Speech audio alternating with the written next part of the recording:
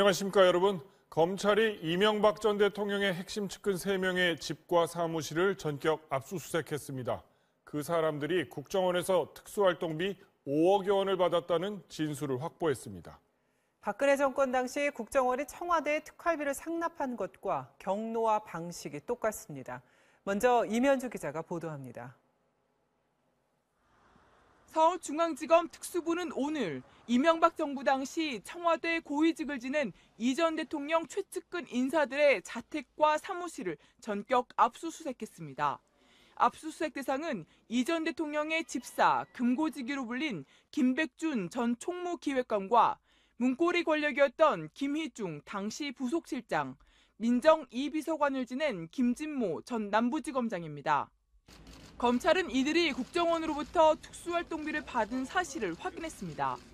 수차례에 걸쳐 건네진 돈은 현재 알려진 금액만 5억 원 이상인 것으로 전해졌습니다. 검찰 관계자는 이들이 받은 돈은 국정원 특수활동비로 청와대가 부정기적으로 요청하면 국정원이 수시로 돈을 전달했다고 밝혔습니다. 검찰은 원세훈 전 원장의 국정원 자금 유용을 조사하기 위해 지난달 김주성, 모경만 전 국정원 기조실장을 여러 차례 불러 조사했습니다. 검찰은 두 사람으로부터 김백준 씨 등 청와대 관계자들에게 특활비를 건넸다는 진술을 받아낸 것으로 확인됐습니다.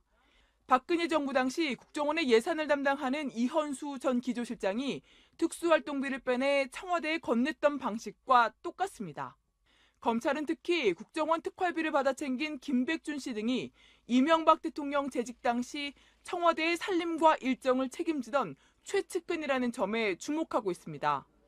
검찰이 앞으로 이명박 정부 당시 청와대에 전달된 특활비의 전체 규모와 전달 경로, 최종 사용자 등에 대한 수사를 본격화할 경우 그 파장은 걷잡을 수 없이 커질 전망입니다. MBC 뉴스 임현주입니다. 이번에 압수수색을 당한 인물들은 한때 S라인 인맥으로 분류됐습니다. S라인은 서울시의 영문 첫자 S를 딴 이명박 전 대통령의 서울시장 시절 측근들입니다. 이 라인을 따라가면 결국 이명박 전 대통령이 나올 텐데 계속해서 이지선 기자가 보도합니다. 이명박 전 대통령은 재임 당시 정부와 청와대 핵심 요직에 서울시장 시절 측근, 이른바 S라인을 대거 기용했습니다. 이번에 드러난 국정원 특수활동비 수수 의혹의 핵심 인물들 역시 이 범주를 벗어나지 않습니다.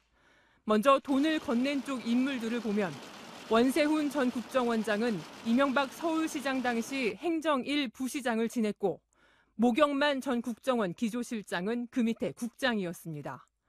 이들은 이명박 전 대통령 취임 첫 해 나란히 행정안전부 장관과 행안부 핵심 요직인 지방행정국장에 임명됐고 이듬해 다시 국가정보원장과 국정원의 예산을 주무르는 2인자 기조실장 자리로 나란히 옮겨갔습니다.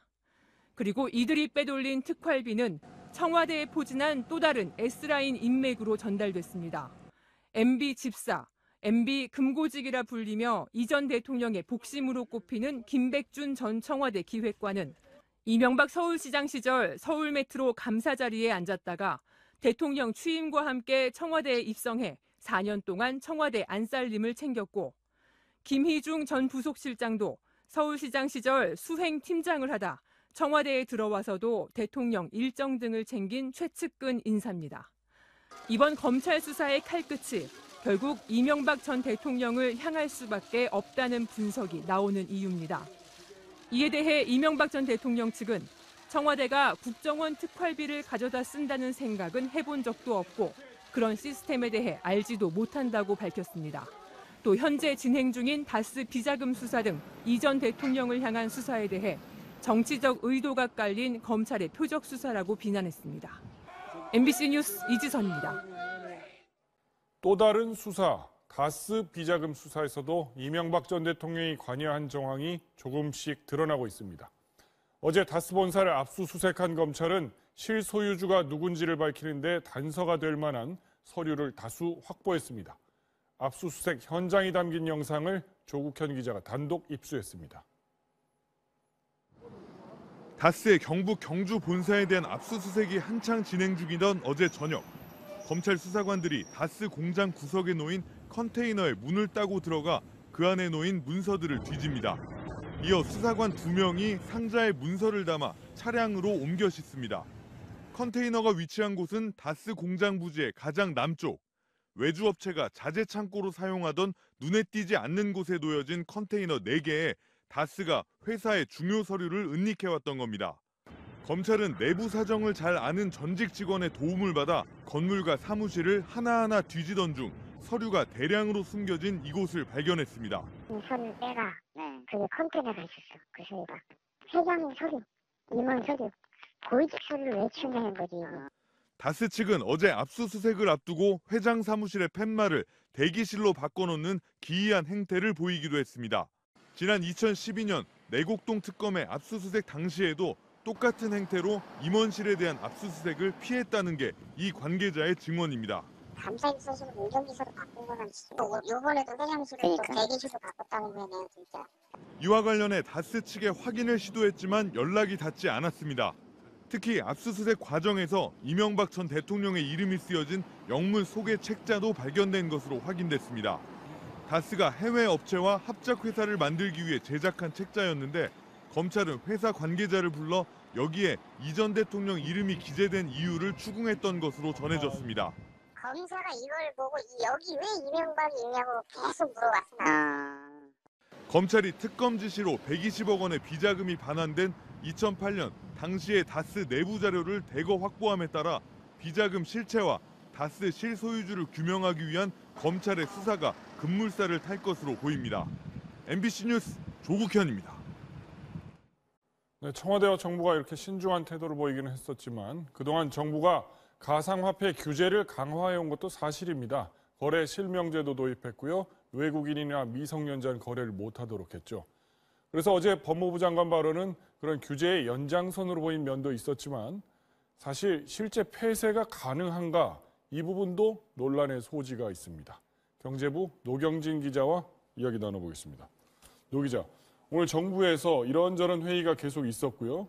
그런데 그중에서 보면 어제 거래소 폐쇄다 발언 이걸 뒷받침하는 건 보이지 않던데요? 네, 일절 없었습니다.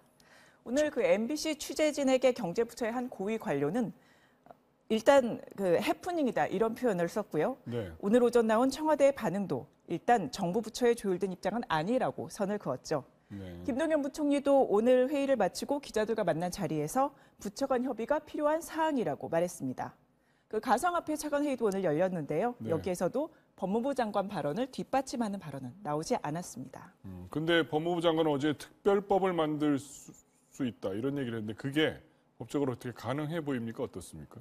네, 어제 법무장관 발언은 가상화폐 거래소를 통한 거래를 금지하는 법안을 준비하고 있다는 것이었고 네. 가상화폐 거래를 투기, 도박과 비슷한 양상으로 규정했습니다. 그렇죠. 네. 좀 거칠게 말하면 이 가상화폐 거래소를 범죄가 일어나는 도박장과 비슷하게 보고 있다는 거죠. 그런데 이런 법무부의 인식은 경제부처의 인식과도 상당히 거리가 있는 것으로 확인됐습니다. 네. MBC 취재 결과 그 법무장관이 발언하기 그 전날, 그러니까 10일이죠. 그제요? 예, 관계부처 회의가 있었는데 이 회의에서도 거래소 폐지를 확정적으로 논의한 바는 없는 것으로 드러났습니다. 법무장관이 그 정부 내에서 완전히 조율이 끝나지 않은 그 사항에 대해서 쏟아내는 그런 당황스러운 일이 벌어진 겁니다. 잠깐만요. 근데 그 회의에서는 그런 얘기가 없었다고 했지만 그제 금융위원장도 국회에서 법무부랑 같은 생각이다. 정부 부처 간에 조율이 됐다. 이렇게 말하지 않았던가요?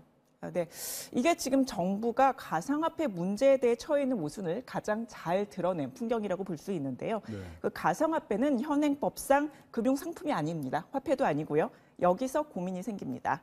관련 법이 없으니까 우리 법 체계 안에서는 규제를 한 근거가 없는 겁니다. 네. 그런데 이제 그 지나친 투기 분위기나 그 가상화폐 거래를 통한 자금 세탁 등의 부작용은 줄여야 되는데 그 수단이 없는 거죠. 그렇죠. 그래서 지금 뭐 최근 금융 당국이 거래소 가상 계좌를 이제 집중적으로 들여다보거나 세무 당국을 동원해서 그 세무 조사를 하는 것이 바로 현행법으로 가능한 수단을 동원해 그 최대한 부작용을 억제하려는 움직임입니다. 네.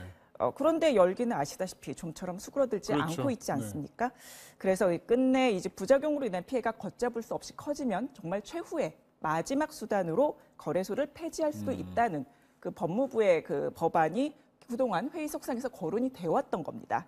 어제 그 최종구 위원장의 발언도 그런 그 선상에서 나온 것이라고 이해하면 된다고 금융위 고위 관계자가 전했습니다. 그런데 가정으로 물어보면요. 그런 이제 거래소 폐쇄가 결정이 돼서 추진이 되면 그 효력은 그래도 국내로 제한되잖아요. 그런데 이용자들은 지금 반발하면서 그러면 해외 계좌로 가겠다 이런 얘기들을 하는데 그러면 실효성이 없어지는 거 아닌가요? 네, 사실 그 개인 간에 이렇게 오가는 거래를 어떻게 막겠습니까? P2P 거래요? 아, 그렇죠. 그러니까 홍콩이나 일본 등 해외 거래소도 또 이용을 할 수가 있죠. 실제 굉장히 그 거래가 활발하게 일어나고 있고요. 그 중국에서도 거래를 막았지만 개인 간의 거래, 그러니까 아까도 말씀하셨다시피 P2P 거래는 일어나고 있습니다. 네. 또 가상화폐 거래소를 불법화한다고 해도 가상화폐 자체가 불법이 아니고 또 네. 인터넷상으로 오가는 거기 때문에 별도의 기관이나 중간 장치가 필요 없이 오가는 데는 문제가 없습니다. 그래서 국내 거래소를 잡는다고 해서 가상화폐 거래가 사라지는 것은 매우 어렵다는 게 전문가들의 공통적인 의견입니다. 네, 전문가들 의견은 그렇군요. 네, 노 기자 잘 들었습니다. 가상화폐 대책을 놓고 정부가 오락가락 혼선을 드러내자 야당은 물론이고 여당에서도 비판적인 목소리들이 터져나왔습니다. 김경호 기자가 보도합니다. 청와대는 임종석 비서실장이 주재한 현안 점검 회의에서 가상화폐 규제로 인한 부작용을 최소화하는 데 초점을 맞췄습니다. 가장 중요한 건 선량한 시민들이 피해를 입지 않게 하는 것이라고 강조했습니다. 그러나 구체적인 정책 방향에 대해선 해당 부처에서 확인할 문제라며 공식 언급을 피했습니다. 어제 법무부의 거래소 폐지 검토 발언에 확정된 바 없다고 밝혔다가 엇박자 논란이 일자 말을 아끼는 쪽으로 선회한 겁니다. 법무부와 금융위원회 등 관련 부처들도 차관 회의를 열고 후속 대책을 논의했는데 실행 가능성이 있는 각 부처의 대책들을 놓고 논의를 거듭했던 것으로 알려졌습니다. 자유한국당은 청와대와 부처 간 혼선으로 가상화폐 시장에 큰 혼란이 벌어졌다며 맹공을 퍼부었습니다. 멀쩡하던 가상화폐 시장을 법무부와 청와대가 덜쏘놓으면서 오히려 급등락하는 롤러코스터 도박적으로 만들어놨습니다. 민주당도 조만간 당정회의를 통해 수습책을 내놓겠다고 했지만 박영선 의원이 거래소 폐지는 옳지 않은 방법이라고 쓴소리를 하는 등 우려의 목소리가 잇따랐습니다. 우리는 금지한다 그러고 외국에서는 공개한다 그러고 이게 어느 게 맞는 거로 가는 건지. 정부 정책 방향에 따라 가상화폐 시장이 요동치고 있는 가운데 더 큰 혼란을 막기 위해 구체적인 대책이 시급히 마련돼야 할 것으로 보입니다. MBC 뉴스 김경호입니다. 네, 이대 목동 신생아 사망 사건 소식입니다. 정확한 사인 확인을 위해서 국립과학수사연구소에 부검을 의뢰했었죠. 그 결과 세균 감염으로 인한 폐혈증으로 확인됐습니다. 이지수 기자입니다. 국립과학수사연구원은 이대 목동병원 신생아 집단 사망의 원인은 시트로박터 푸른디균 감염에 의한 폐혈증이라고 결론지었습니다. 숨지기 전 신생아들의 혈액과 주사제에서 나왔던 시트로박터 푸른디균이 부검 결과 숨진 4명의 몸에서도 똑같이 검출된 겁니다. 시트로박터 푸른디는 정상적인 장내 세균이지만 면역력이 약한 신생아들이 감염되면 폐혈증으로 진전될 수 있습니다. 혈관 내로 바로 균이 들어오다 보니까 직접적인 폐혈증을 바로 일으키는 상황이 발생할 수 있는 거죠. 순간적으로 아주 극심한 면역 반응이 일어나기 때문에 건강 상태가 각기 달랐던 신생아들이 복부 팽만 같은 비슷한 증상을 보이며 비슷한 시기에 숨진 것도 국가수가 동시에 감염됐을 가능성에 무게를 둔 이유입니다. 다만 로타바이러스에 감염됐어도 살아남은 신생아가 있고 숨진 4명 가운데 2명만 장염 증상이 있었다는 점에서 로타바이러스 감염이나 괴사성 장염 등 다른 질환에 의한 사망 가능성은 낮게 판단했습니다. 신생아들의 사망 원인이 병원 안의 감염 때문으로 드러나자 유가족들은 분통을 터뜨렸습니다. 세균이 한 번 들어간 것도 아니고 거기에서 증식돼서 계속 몇 시간 동안 몸속으로 세균이 들어갔다는 거 생각을 하면 눈물밖에 안 나와요. 이대 목동병원은 부검 결과를 겸허히 수용한다며 유가족에 대한 사과와 함께 향후 경찰 조사에 적극적으로 협조하겠다고 밝혔습니다. MBC 뉴스 이지수입니다. 다음 주 목요일에 개장하는 인천공항 제2터미널이 언론에 공개됐습니다. 그동안 1터미널의 수용 능력이 포화 상태라 불편함이 많았었죠. 첨단과 친환경을 표방한 새로운 모습인데 기존 1터미널에 비해 비행기 탑승 시간까지 20분 정도 줄어들 거라고 합니다. 김재경 기자가 다녀왔습니다.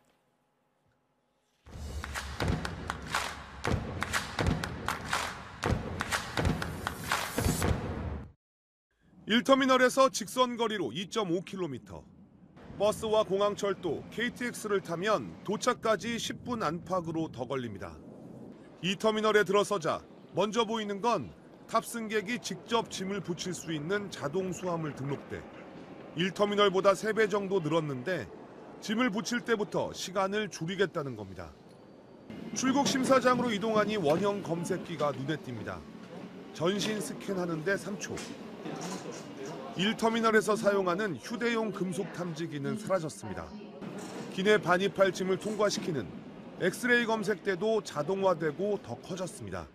바구니도 훨씬 커져가지고 노트북 같은 경우도 여기 따로따로 가방이랑 따로따로 분류해서 넣을 수 있어서 훨씬 더 검색이 빨라지겠죠? 공항공사는 1터미널이 출국까지 평균 41분 걸리던 걸 2터미널은 20분 정도 단축시켰다고 밝혔습니다. 출국 심사를 마치고 면세구역에 들어서자 손님 맞이 준비 중인 면세점 사이로 커다란 나무들이 솟아 있습니다. 2터미널엔 크고 작은 공원을 22개 만들었습니다. 로봇팔이 직접 커피를 내려주는 카페도 등장했습니다. 제2터미널이 특히 환승객을 위한 휴식 공간에 신경을 썼습니다. 비행 노선이 부족한 동남아 지역 승객이 태평양을 건너려면 한국, 홍콩, 일본 중 하나를 거치는데 환승 경쟁에서 우위를 점하기 위해 편의시설을 확충했다는 게 공항 설명입니다. 환승객들이 많이 유치가 되면 상업시설을 이용함에 따른 그 상업시설 부가적인 이윤이 되고 공항에서는 공항 이용 수익이 발생이 되고요. 지난해 기준 인천공항 이용객은 연 6,200만 명. 1터미널의 연 수용 능력 5,400만 명을 넘다 보니 수시로 붐볐다면 이제 2터미널 개장으로 7,200만 명까지 수용할 수 있습니다. 인천공항은 이곳 제2여객터미널을 개장하기 무섭게 곧바로 추가 확장에 들어갔습니다. 이렇게 되면 앞으로 5년 뒤 인천공항을 거쳐가는 연간 이용객 수는 1억 명을 돌파할 것으로 보입니다. MBC 뉴스 김재경입니다. 한파의 기세가 정말 대단합니다. 영하 20도를 밑도는 추위에 폭포와 강, 그리고 이 사진처럼 바닷물까지 얼어붙었습니다. 심충만 기자입니다. 최저 영하 20도를 밑도는 한파에 20m 폭포 물줄기가 그대로 얼어붙었습니다. 높이 4m 나무는 전체가 얼음에 갇혔습니다. 이틀 한파에 금강을 비롯한 하천과 저수지가 통째로 얼어 설원으로 변했습니다. 갓 얼기 시작한 대형 호수는 기둥 모양의 물 한 개를 키워 올립니다. 충남 서산 앞바다에 이어 가로림만에서도 결빙이 관측되는 등 바다도 얼기 시작했습니다. 요즘 근자 들어서 그렇게 많이 언 적은 없었던 것 같아요. 올해가 엄청 추운 것 같아요. 여기저기 수도 계량기가 터졌다는 신고가 잇따르면서 지자체마다 새벽부터 비상이 걸리기도 했습니다. 오늘 같은 추운 날씨에 동방 호수가 기존에 비해서 배 이상 많이 들어왔습니다. 저희들이 이제 현장 출동해서 전국 대부분 지역에 한파특보가 내려진 가운데 충주 서안보가 영하 23.5도까지 떨어지는 등 중부 내륙 지역에 영하 20도 안팎의 추위가 기승을 부렸습니다. 이렇게 쌓인 눈이 그대로 얼어붙은 농촌 지역은 같은 시각 불과 20km 떨어진 청두 도심보다 10도 이상 낮은 기온차를 나타냈습니다. 한파는 내일 낮부터 차차 풀려 오후에는 전국이 영상권을 회복하겠습니다. MBC 뉴스 심충만입니다. 이 한파로 인해 사망자가 발생했고 저체온증으로 응급치료받는 일까지 늘고 있습니다. 지난 5년간 한파로 인한 사망자는 폭염이나 태풍으로 인해 사망하는 사람들보다 2배 가까이 많다고 합니다. 철저히 대비하고 외출하셔야겠습니다. 홍신영 기자입니다. 오늘 새벽 서울의 체감온도는 영하 20.4도를 기록했습니다. 대관령의 체감온도는 영하 30.9도까지 떨어졌습니다. 극한의 추위에 전국에서 사상자가 속출하고 있습니다. 오늘 새벽 전남 고창의 한 도로에서 90대 노인이 동사한 채 발견됐고 어제는 전남 강진의 한 농수로에서 70대 노인이 꽁꽁 언 채로 숨졌습니다. 어제 하루 14명이 저체온증으로 응급실을 찾았고 그제는 10명이 치료를 받은 것으로 집계됐습니다. 지난 5년간 한파로 숨진 사람은 한 해 평균 200여 명, 폭염 사망자의 5배, 태풍이나 호우 등 비바람으로 목숨을 잃는 사람보다 2배 가까이 많습니다. 자연재해 중에서 한파 피해가 가장 심각했습니다. 어떤 사람들이 저체온증으로 사망했는지 조사해봤습니다. 노인들이 대부분일 거라는 통념과 달리 40, 50대가 가장 많았고 노숙인이 많이 얼어 죽을 거라는 통념과 달리 노숙인 비율은 12%에 불과했습니다. 건강한 사람도 외투나 장갑, 모자 등 적절한 보호장구 없이 나갔다가는 목숨을 잃을 수 있습니다. 한파 피해는 주로 노숙인이나 개인 음주 문제에 국한되는 것으로 인식되는 면이 있습니다. 하지만 통계를 보면 그 이외에도 사회 환경적으로 취약한 계층과 지역에서 피해가 발생하고 있음을 지자체들은 한파의 심각성을 인식하고 시내 곳곳에 추위 쉼터를 만드는 등 대책 마련에 나섰습니다. MBC 뉴스 홍신영입니다. 네, 이런 세균이 도대체 어떤 경로로 신생아들에게 들어갔는지, 누구에게 직접적인 책임이 있는지 밝히는 게 남은 경찰 수사의 핵심입니다. 일단 주치의와 간호사 등 의료진 5명을 과실치사 혐의로 입건할 계획입니다. 이준범 기자입니다. 숨진 신생아들에게 시트로박터 푸른디균을 옮긴 걸로 의심되는 경로는 3가지입니다. 지질 영양제와 주사를 놓는 수액 세트, 또 이를 취급한 의료진의 손입니다. 우선 중환자실까지 밀봉돼 오는 영양제 자체가 오염됐을 가능성은 낮다는 게 경찰의 판단입니다. 주사제를 취급하여 신생아들에게 투여하는 과정에서 감염 관리를 제대로 했는지 그 부분에 대해서 집중적으로. 결국 영양제를 주사한 의료진이 주사기를 취급하기 전 손을 소독하거나 장갑을 착용하는 감염 예방 조치를 취했는지가 수사의 초점입니다. 경찰은 수액 세트가 오염됐는지도 확인하기 위해 유통된 동일 제품에 대한 정밀 감정을 의뢰했습니다. 세균 감염으로 상태가 악화된 이후 응급 조치가 제대로 이뤄졌는지 여부도 조사 대상입니다. 이에 따라 경찰은 주말이었던 사고 당일 당직 근무로 섰던 전공의가 제 위치에서 적절한 처방을 내렸는지, 또 사태가 악화된 뒤 담당 교수가 제 역할을 했는지 집중 조사하고 있습니다. 경찰은 일단 주사제 취급 과정에 있던 간호사 2명과 수간호사, 전공의, 주치의 등 5명을 업무상 과실치사 혐의로 입건할 예정입니다. 경찰은 다음 주 신생아 중환자실장을 소환한 뒤 의료진의 과실이 신생아들의 직접적인 사망 원인이 됐는지를 조사하는 데 수사력을 모을 계획입니다. MBC 뉴스 이준범입니다. 제천 화재 참사에서 현장 지휘관들의 대응 미숙이 있었다는 소방합동조사단의 조사 결과가 나온 이후 경찰이 업무상 과실이 있었는지에 대한 수사에 본격 착수했습니다. 이재민 기자입니다. 경찰은 오늘 화재 참사 당시 최초 출동한 소방관 6명을 참고인 신분으로 불러 조사했습니다. 현장 지휘관들의 대응이 부실했다는 소방합동조사단 결론이 나옴에 따라 이들의 업무상 과실치사상 혐의 등을 파악하기 위해서입니다. 과실은 없습니다. 제대로 불가항력이었다고 생각합니다. 경찰은 특히 2층에 사람이 있다는 사실을 현장 지휘관들이 언제 정확히 알았는지, 화재 발생 초기부터 발언이 왜 자꾸 달라졌는지 등을 집중 추궁한 걸로 알려졌습니다. 경찰은 유족이 제기 중인 의혹들도 조사하기로 했습니다. 특히 이상민 제천 소방서장의 실제 화재 현장 도착 시각이 발표와 다를 수 있다는 유족 주장도 확인한다는 계획입니다. 말바꾸기가 계속 되고 있고요. 그다음에 4시 15분에 도착했다라고 하지만 전혀 보지를 못했다, 이런 지적들이 많이 나오고요. 화재 당일 출동대원들의 무전은 충북소방본부 119 상황실에 전달되지 않은 반면 이 서장의 무전은 한 차례 전달된 기록이 있어 이 서장이 다른 기지국 범위 안에 있었던 게 아니냐는 의혹을 유족들은 제기하고 있습니다. 유족들은 사망자 20명이 나온 건물 2층 목욕탕과 굴뚝 역할을 해 피해를 키운 화물용 승강기 통로 사진 등 새로운 사진 18장도 공개했습니다. 유족들은 2층 비상계단 쪽 비상구 표시 등이 그을리지도 않은 채 깨끗한 상태로 남아있다며 화염과 농연 때문에 진입이 어려웠다는 소방합동조사단 발표를 신뢰하기 어렵다고 주장했습니다. MBC 뉴스 이재문입니다.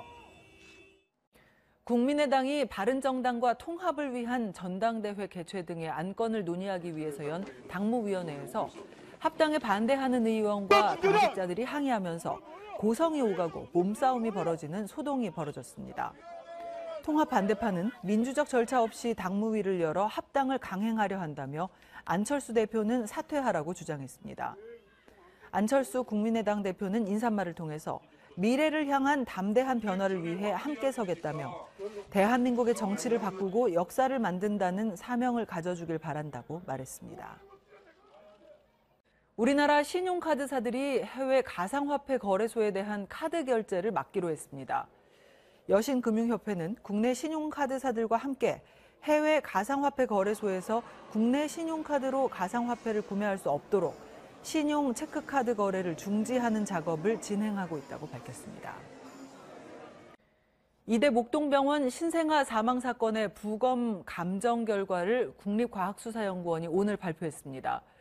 의료진의 과실 쪽에 무게가 실리고 있습니다. 임소정 기자가 보도합니다. 이대 목동병원에서 숨진 신생아들의 사망 원인은 시트로박터 푸른디균 감염에 의한 폐혈증으로 추정된다고 오늘 국립과학수사연구원이 밝혔습니다. 국가수는 지질 영양 주사제를 개봉하고 투여하는 과정에서 세균에 감염됐을 가능성이 높을 것으로 추정했습니다.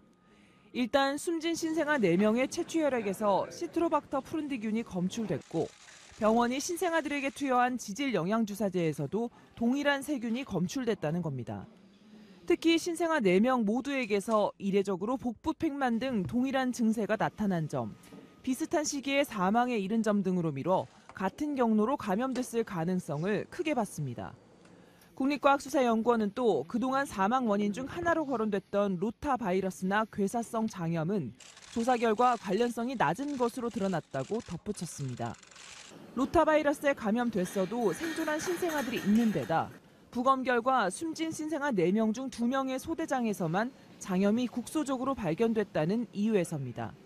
약물 투약 오류나 다른 물질이 주사 튜브 내로 들어갔을 가능성 등도 감정 결과 모두 배제됐습니다.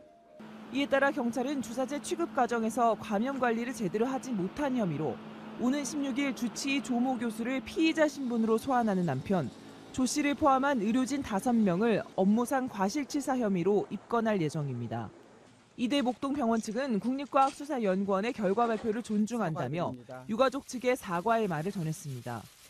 수사 진행 상황에 따라 입건 대상이 더 늘어날 수도 있는 가운데 병원 측은 경찰 조사에 적극적으로 협조하며 재발 방지 대책도 조속히 마련하겠다고 밝혔습니다. MBC 뉴스 임소정입니다.